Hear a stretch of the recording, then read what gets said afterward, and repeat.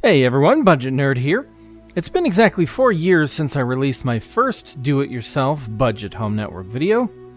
I've learned lots since then, and so I figured it was time to make a few upgrades. After that, we can go over a few of your questions and comments. Let's dive right in.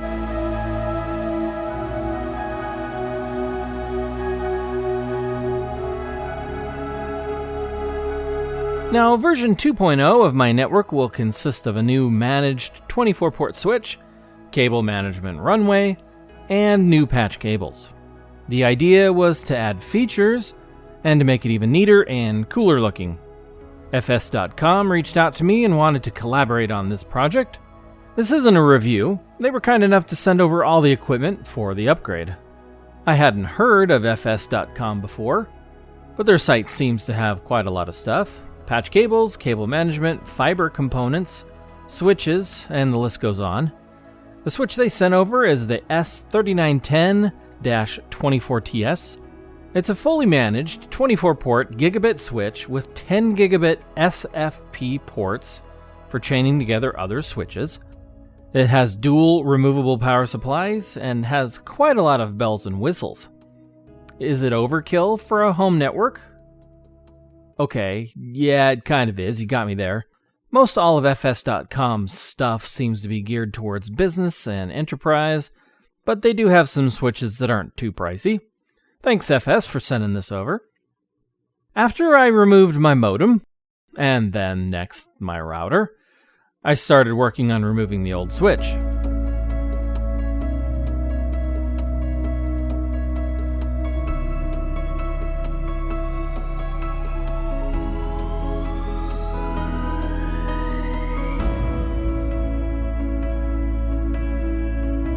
Several people wondered if the TP-Link switch worked well, or if I ever had any issues with it. The answer is no. It's been great, and I'm actually sad to see it go. If you need something basic, I still totally recommend it. With that now out of the way, let's add the rack mounting brackets to the new switch, and then get it set up in the rack.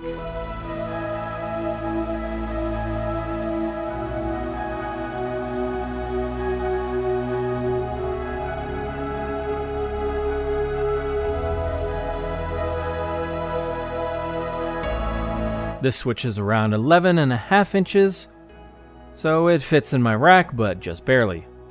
The switch is also a bit heavier than the TP-Link, but the rack doesn't seem to mind.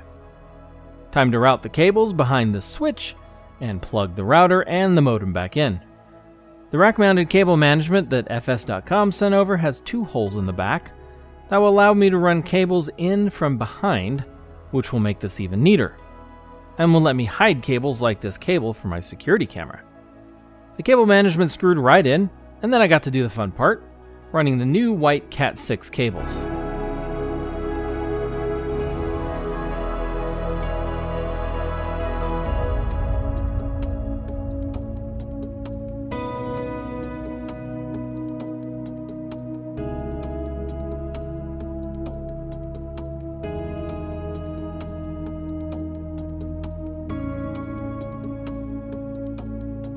FS.com did send over some of the white patch cables, but obviously not enough. It's cool, I can add some more later.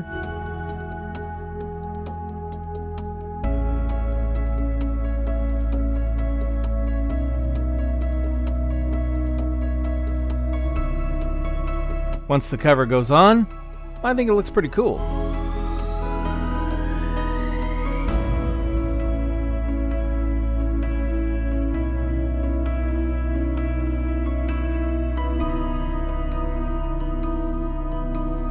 A question that I got a lot from the original video was how did I hook up my switch to my router?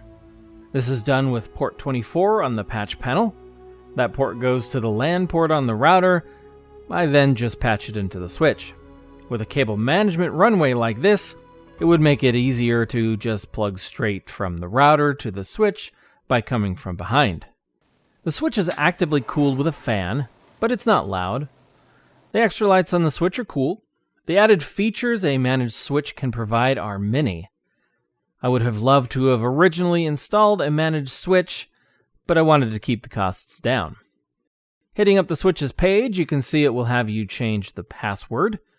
It will run a one-time setup wizard. If you're setting this up on a typical network, you might consider changing the switch's IP address to something other than 192.168.1.1, because that very well could be the same IP address as your router, and you can cause some internet issues on your network. I just changed it to 1.2, and everything was happy.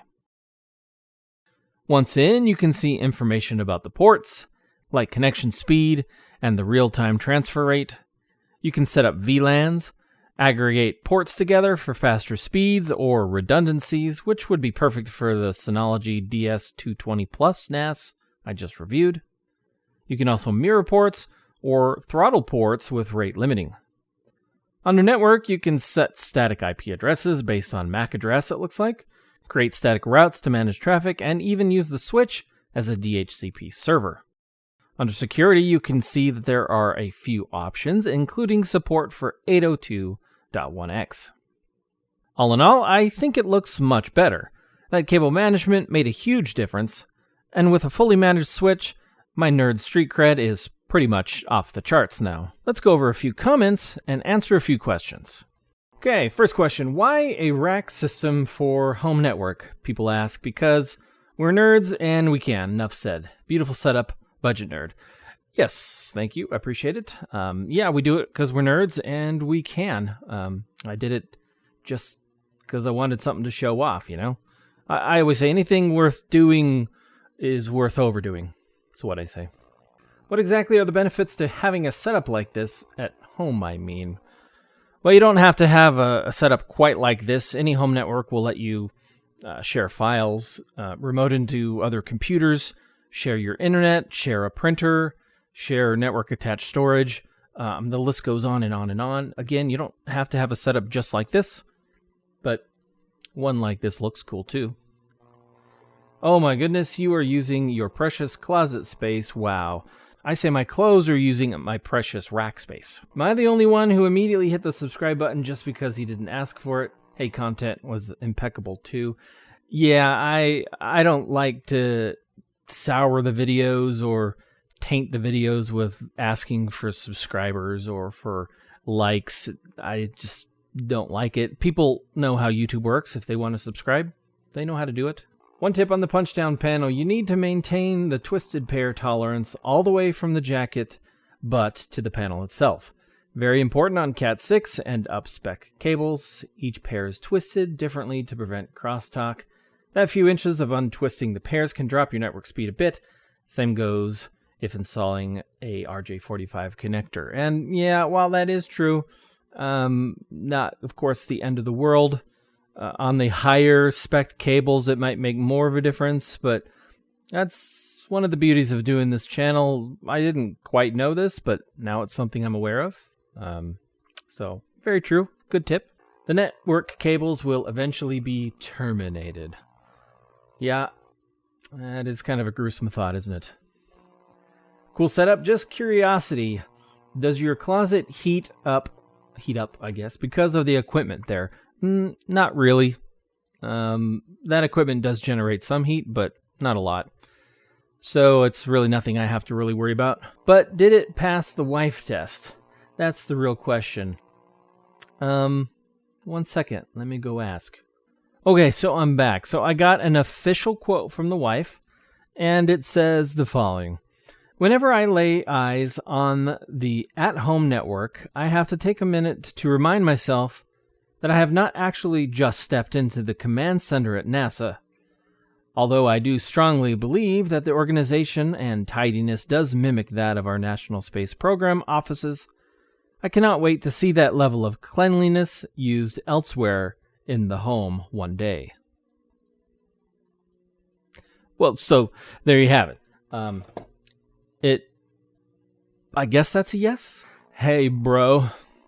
What do you use to edit your videos and to make the animations? Well, that's a good question. For video editing, I've pretty much just used Lightworks. I finally paid for it so I can get higher resolutions. And for animations, I just kind of draw on my tablet while I capture the screen. Nothing fancy there. Very informative. I would like to share my Wi-Fi internet to a nearby house, but signal is weak. How do I set up access points? Well, I did do a video on access points. It probably goes over some of the stuff necessary to set it up. But basically, you're going to hook up the access point to one of the LAN ports on your router or one of the switches that's on your network, and then follow the instructions to set them up. You want to place the access point in a spot that can access where you're trying to go. Not too difficult. Wife tests, laugh out loud. Yeah, we just went over the answer to that.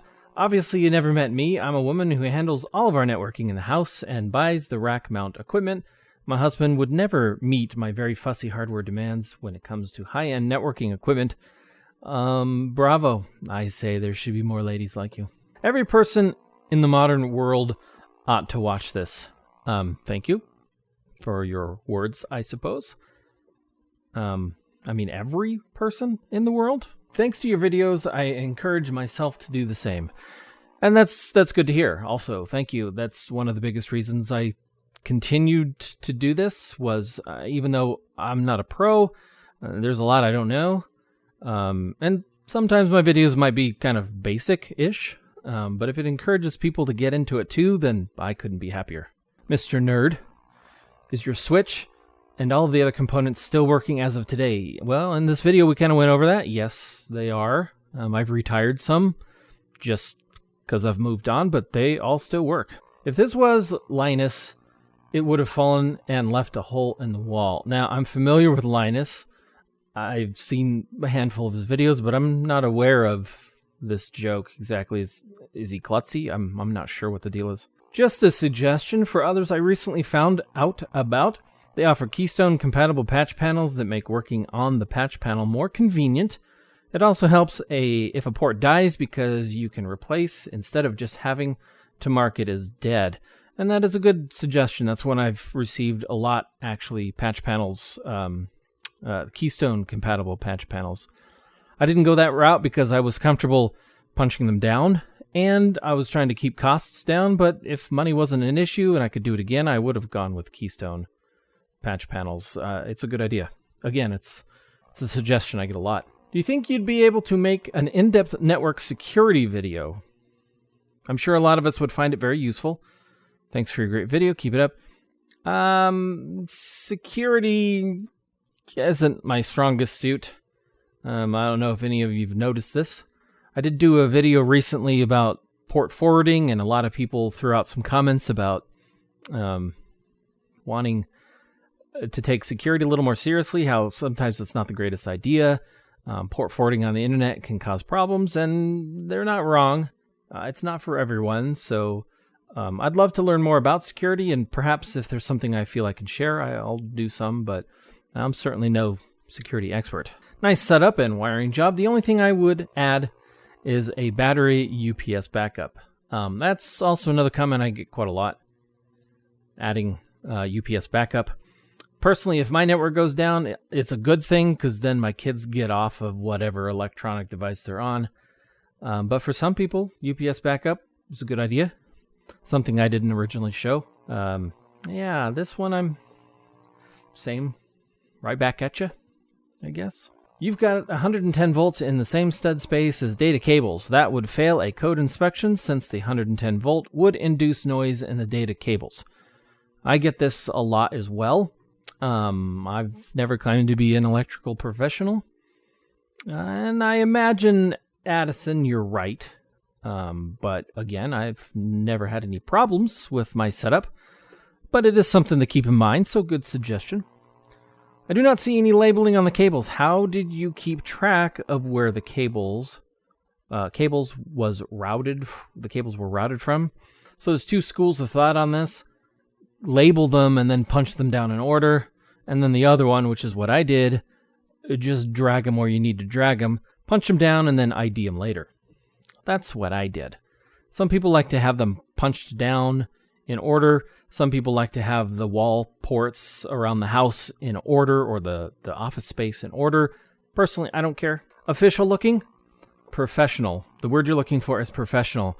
Yeah, you're right. Professional probably was the word I was just... If you wanted to save a little money, you could just run 1 or 2 Ethernet cables to your entertainment center and then add a switch. Also, I've repurposed old routers into switches by disabling DHCP and wireless capabilities if anyone wanted to save even a little bit of money. Very true and very good points. Absolutely. I could have just ran 1 or 2 cables to the entertainment center and used a switch, but I went with the large switch in the rack because I wanted all of the switches and all of the hardware to be in that one spot if I could, not sprinkle little switches all over the place. There's nothing wrong with that. Also, since the wall was already open, it wasn't hard for me to just run a bunch of cable. And plus I had the cable too, so I just did it that way. But either way works. And then yeah, you can totally repurpose old routers by disabling DHCP and that kind of stuff. I have a video recently about kind of this. I didn't go over instructions necessarily, but I talked about it, so it's totally an option as well. Great video, well presented and explained. Nice change to see someone that knows what they're talking about. Thanks. Have you considered making a follow-up to cover different Ethernet cable types, DHCP servers, and PoE? I'm always looking for good ideas. If I feel I know enough about it and can contribute, I'll do a video about it. I'm doing a car dealer and all 24 ports are filled up. How easy would it be to add a second switch? Pretty easy. You just buy another one, hook that switch up to a different port on LAN port on the router, and that's the easiest way. You can also ditch that 24 port switch and just get a bigger switch with more ports and just replace it that way.